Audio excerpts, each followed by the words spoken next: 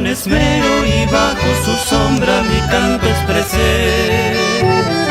Desde muy pequeño guardé la esperanza de ser trotamundo y entonar mis versos junto al diapasón. En el manantial estaba una huayna lavando y cantando, y sus dulces labios cual radiante aurora se posó en mi ser. En las claras noches muy suave fragancia envuelve mi alma, porque la distancia fue aquel ceibo amigo, mi recordación.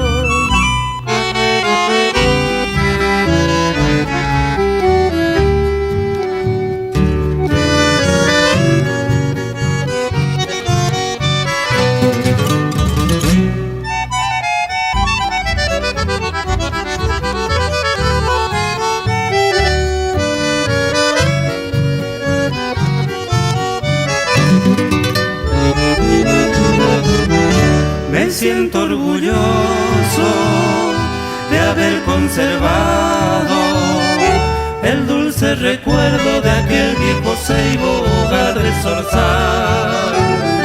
Qué bello sería volver a la infancia, jugar con sus flores, dormir en su sombra con sueño de amor. En el manantial estaba una huayna lavando y cantando, y sus dulces labios cual radiante aurora se posó en mi ser.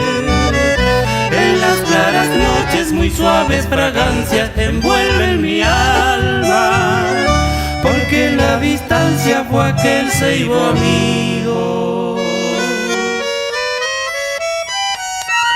mi recuerdo.